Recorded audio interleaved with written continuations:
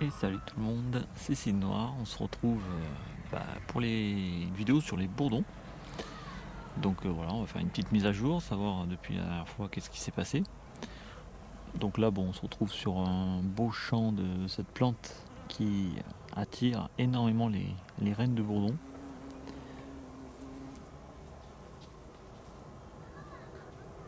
On peut en voir là d'ailleurs. Une reine assez énorme.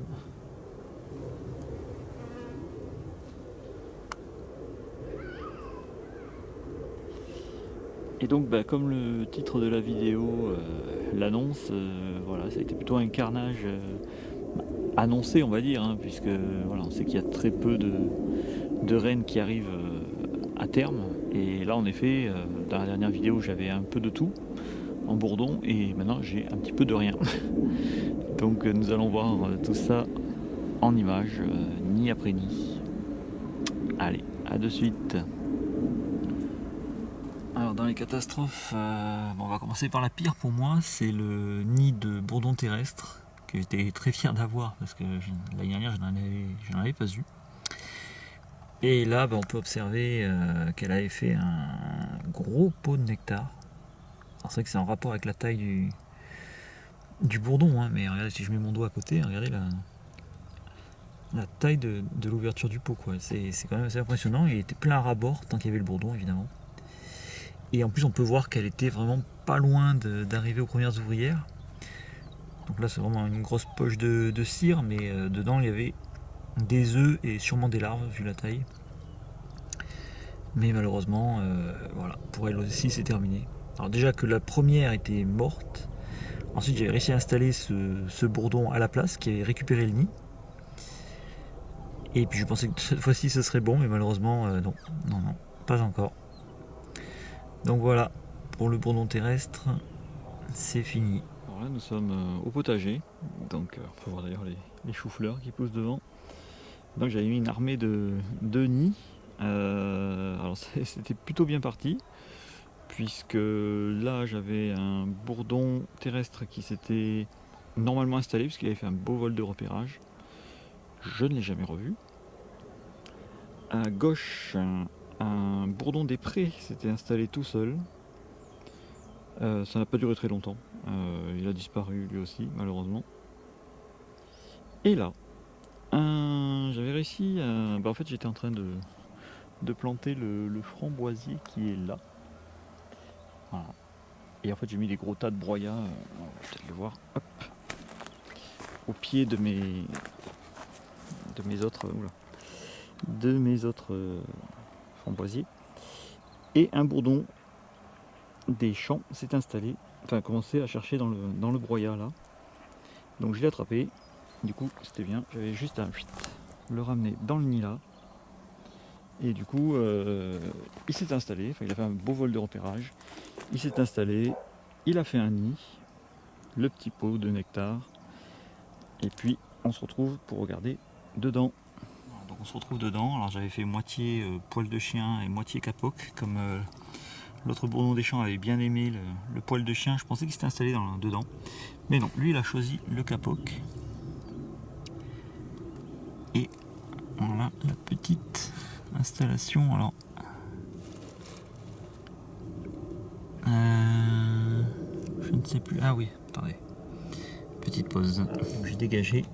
Donc on voit le petit pot de nectar qui est à droite.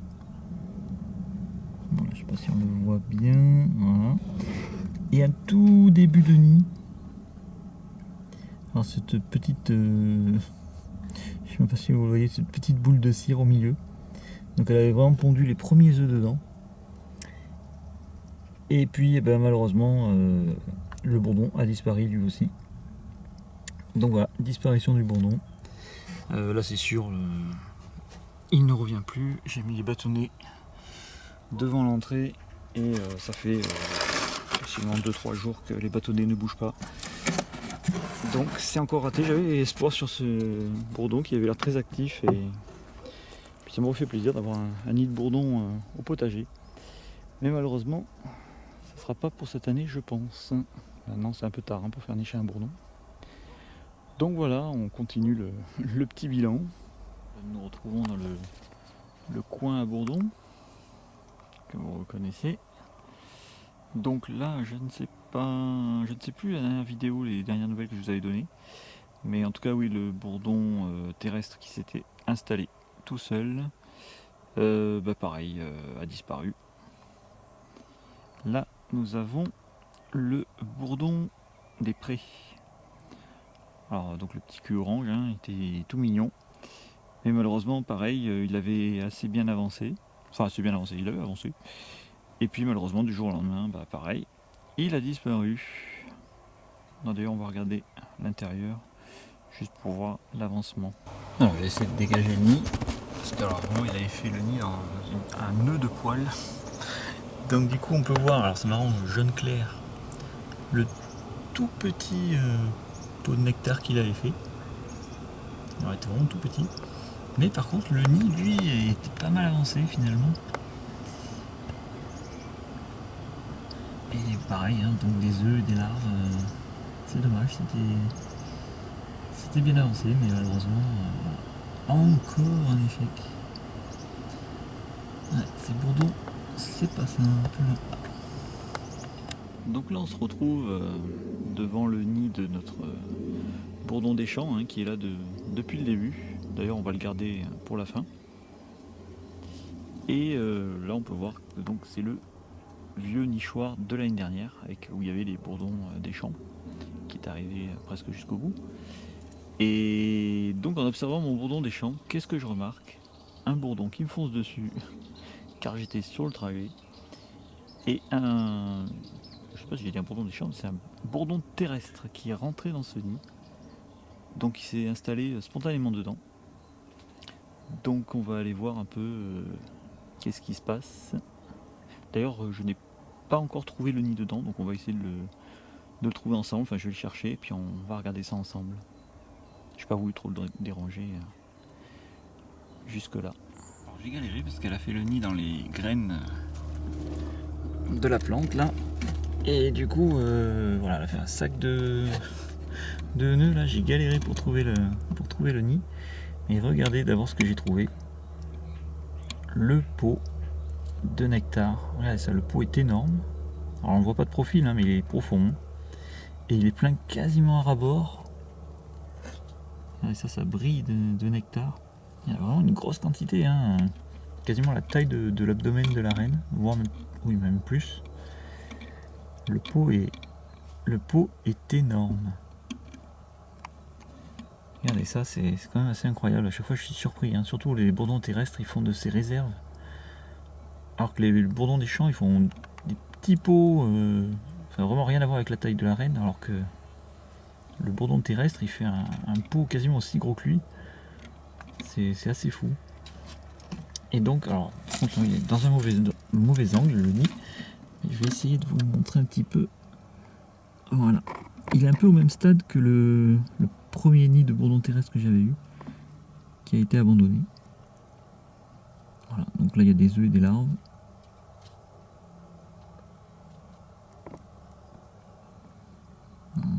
Hop là.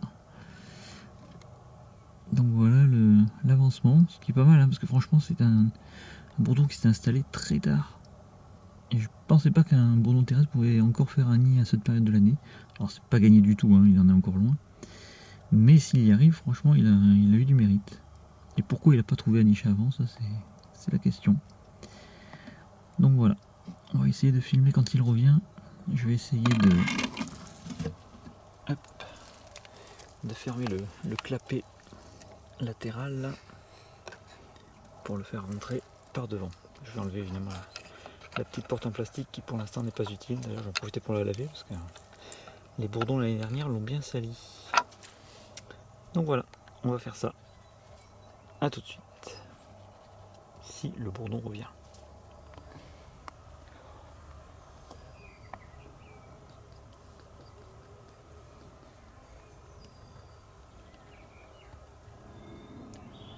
Alors là, on se retrouve devant l'ancienne bergerie. Et j'avais installé un nichoir ici, où personne ne s'est installé.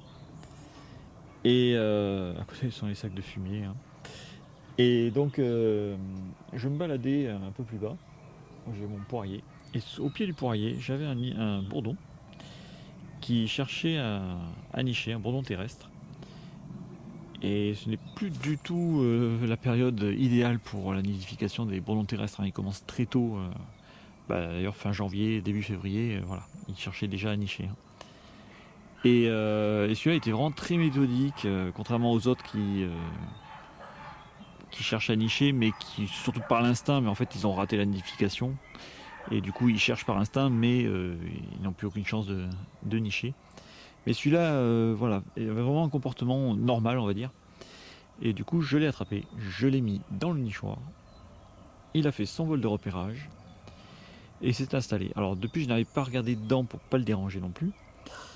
Mais régulièrement, je mets les petits bâtonnets devant l'entrée. Et à chaque fois, les petits bâtonnets tombaient 1 heure ou 2 après. Donc du coup, nous allons voir ce qu'il se passe à l'intérieur. Donc le nid du bourdon terrestre qui s'est installé. Alors lui s'est installé pile entre le capoc et les graines. Et un peu plus dans le capoc quand même. Et qu'est-ce qu'on peut voir? Alors déjà on peut voir le nid. Alors il a fait une cavité. Et on peut voir que... Alors ça va être compliqué de faire la mise au point, mais j'ai réussi tout à l'heure. Voilà. Bon, on devine un peu. Voilà, le nid est pas mal avancé, franchement en très peu de temps elle a quand même bien avancé. Du coup voilà, on devine des petites poches avec des œufs dedans, et peut-être quelques larves. Mais surtout, ce qu'on peut bien voir dans ce nid là, c'est le pot de nectar qui est bien en vue, juste à côté de l'entrée. Donc voilà, le pot de nectar est jamais collé au nid, mais toujours un peu à côté. Et voilà, on peut voir vraiment le nectar. Regardez, quand je secoue le nid, vous voyez, on voit vraiment le nectar qui bouge, il est tout frais. Et pareil, il y a encore une réserve énorme. Ces bourdons terrestres m'étonnent vraiment par leur capacité à stocker une quantité. Après, ils sont gros, donc du coup, ils consomment plus aussi, mais quand même, c'est impressionnant. Donc voilà, un bourdon. Alors, on peut voir aussi un acarien là. On le voit bien. Je vais essayer de le tuer juste après la vidéo. Voilà, donc pareil, je vais essayer de... Enfin, je vais pas essayer, je vais fermer le petit clapet sur le côté. Tac, je vais bien le fermer pour qu'elle soit obligée de rentrer par l'entrée latérale, justement. Voilà, comme ça, ce sera fait. Et on finira avec notre bourdon des champs.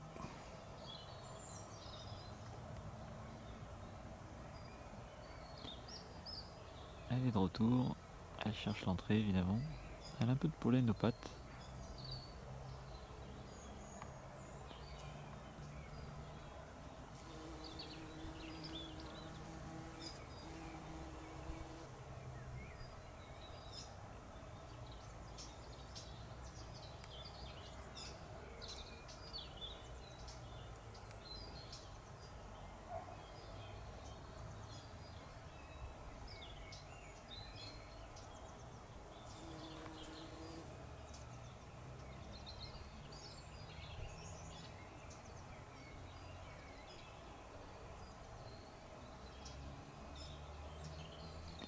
Ça paraît un peu sadique comme ça, mais c'est pour son bien. Hein. Pour qu'elle puisse ensuite avoir la porte anti-mite. Voilà.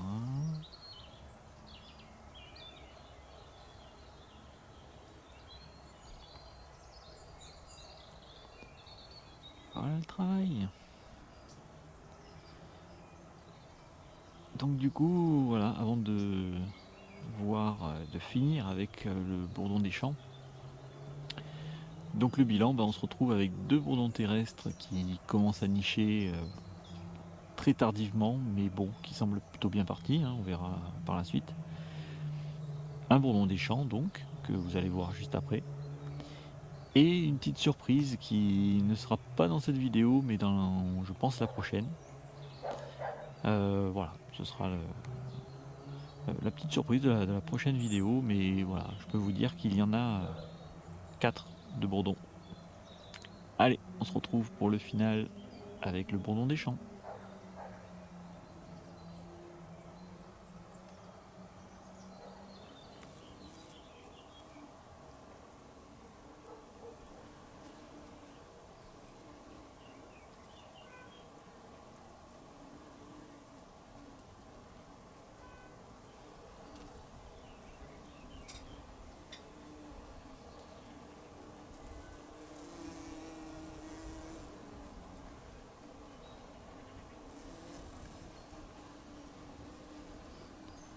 Comme l'année dernière, ma reine de bourdon des champs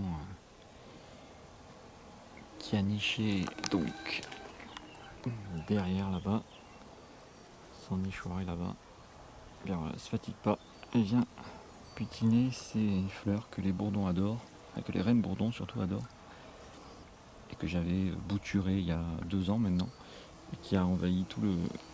Donc voilà, ma carte mémoire était pleine, du coup la vidéo a été coupée en plein milieu, donc je disais que voilà, j'avais fait des boutures de cette plante qui a complètement envahi ce coin-là et qui est adoré par les reines. J'ai encore fait d'autres boutures, là, un peu partout là. Là c'est une seule bouture qui a pris toute cette place.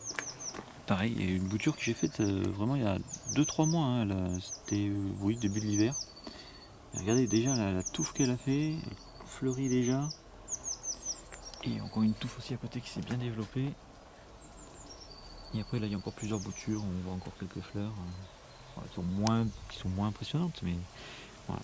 Et ce qui est génial avec cette plante, c'est qu'elle fleurit pendant des mois au printemps. Et du coup les reines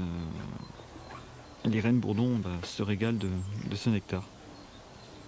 Voilà. Et donc ce qui est bien, c'est que mes bourdons du coup qui nichent là-bas peuvent se nourrir directement ici, ils n'ont pas beaucoup de mètres à faire. Donc voilà, c'est génial. Et donc oui, si je filmais ma reine bourdon, c'était pas pour rien, c'était pour vous montrer quelque chose, un petit événement. A de suite. Donc nous sommes au nichoir du bourdon des champs qu'on vient de voir butiner. Et on va essayer d'ouvrir. Voilà. Donc normalement elle est encore dehors. Donc je devrais être tranquille. Ah non, elle est revenue entre temps. Le temps que je change ma carte mémoire, enfin que je la vide un peu. La reine est de retour. Je vais essayer de dégager un peu le nid, mais oups, j'ai perdu le nid là.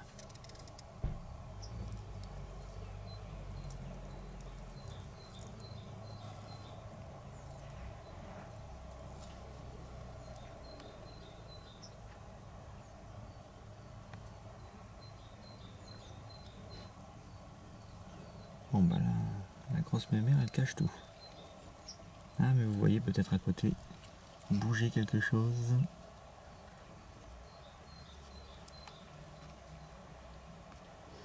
Allez, je reviendrai quand elle sera sortie. Voilà, la reine vient de partir à l'instant. On va pouvoir donc filmer tranquillement.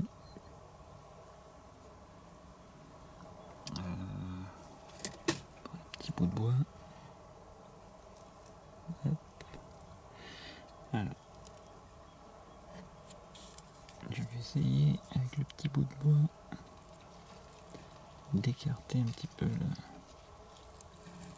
le substrat. Voilà, regardez-moi ça. Voilà, la toute première ouvrière du bourdon des champs. Donc on voit elle n'est pas encore orange. Elle est un peu grise, enfin orange clair.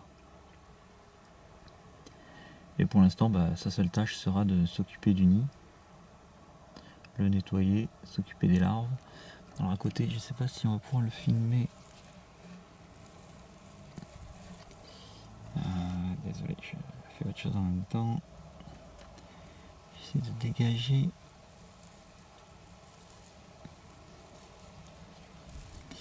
Ah, c'est pas évident.